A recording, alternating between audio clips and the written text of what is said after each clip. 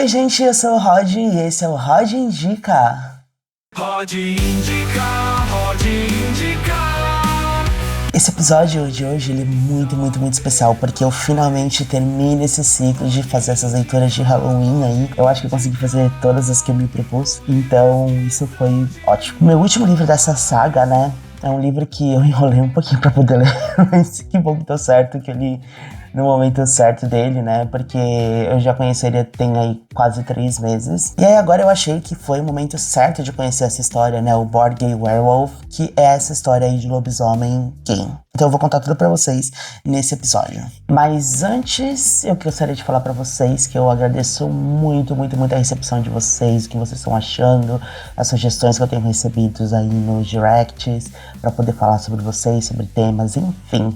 Eu agradeço demais e já tá tudo anotado e eu tenho certeza que vai ficar muito mais legal esses episódios. E sem mais delongas, vamos falar um pouco sobre Board Game Werewolf.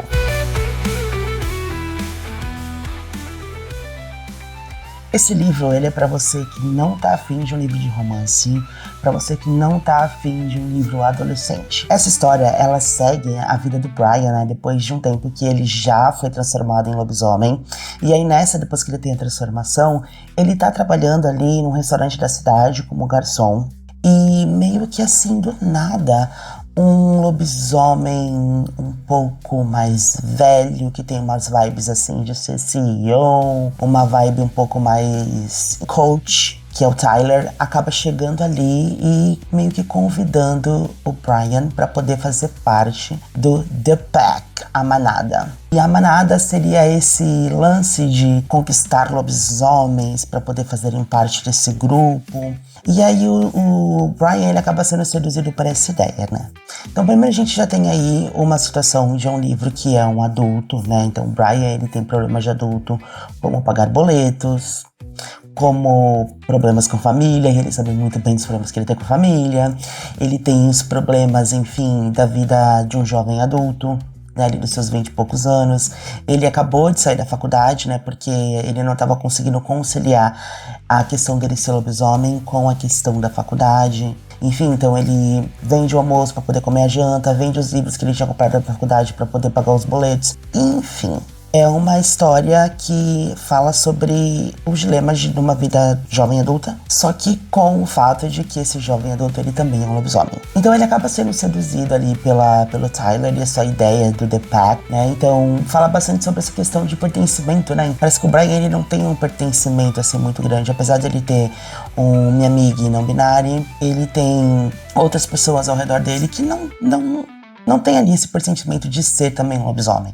Então ele não fala para as pessoas porque ele sofre tanto, mas nunca qual é o problema específico que ele tem, que é ser lobisomem. Então quando ele encontra o Tyler, ele acaba sentindo que, ok, agora eu posso falar sobre os meus problemas, agora eu posso falar porque que toda lua cheia eu sumo. Esse é um ponto que talvez seja uma metáfora aí. Eu não sei se o Tony Sardella, que foi o criador dessa história, ele teve essa ideia. E ao decorrer da história, a gente vai acompanhando ali o Brian entrando cada vez mais no ambiente do Tyler.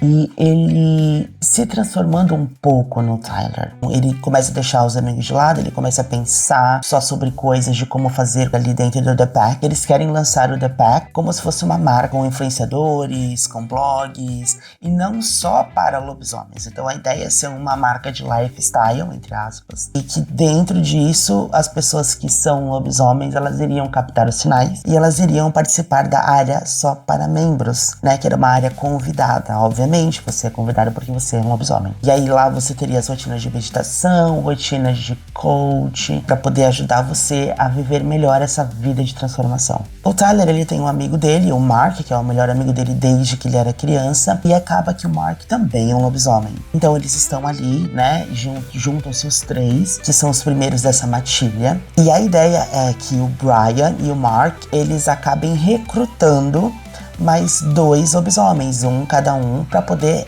formarem a The Pack e ela irem crescendo. Esses 2 recrutam mais 2, e mais 2, e mais 2, e mais 2. E aí o Brian, ele começa a ficar pistola com a situação. Porque ele fala assim, isso aqui é um esquema de pirâmide. Então as pessoas elas vão ter que pagar uma mensalidade pra poder fazer parte da matilha, pra poder fazer parte do sistema de coach, do sistema de dicas e tal, não sei o quê. E o Tyler fica pé da vida também, de quando o Brian confronta ele. E aí a história, ela começa a se desenvolver. E o que eu achei dessa história no final das contas? Eu achei que foi uma história, primeiro de tudo, intrigante.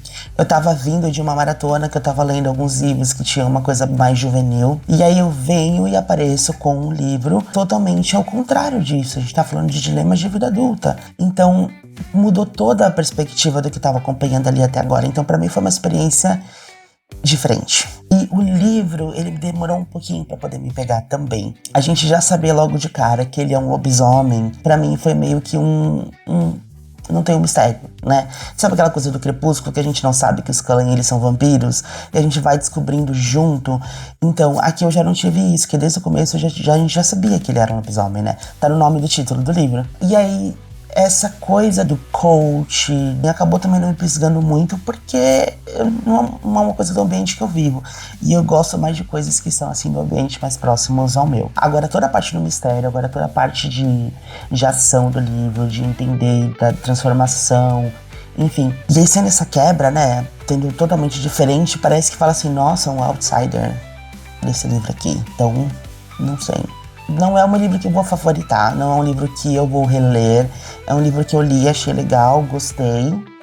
Não é tanto dentro do meu universo, né? Então, por isso que eu gosto muito de ler os livros de autores nacionais, exatamente por causa disso. Os livros de autores nacionais, os livros de autores brasileiros, parece que eles falam mais com a nossa realidade, né? Eles meio que vivem a mesma nossa vida, eles têm as mesmas referências, eles passaram pelas mesmas situações, então isso acaba meio que aproximando mais o livro pra mim.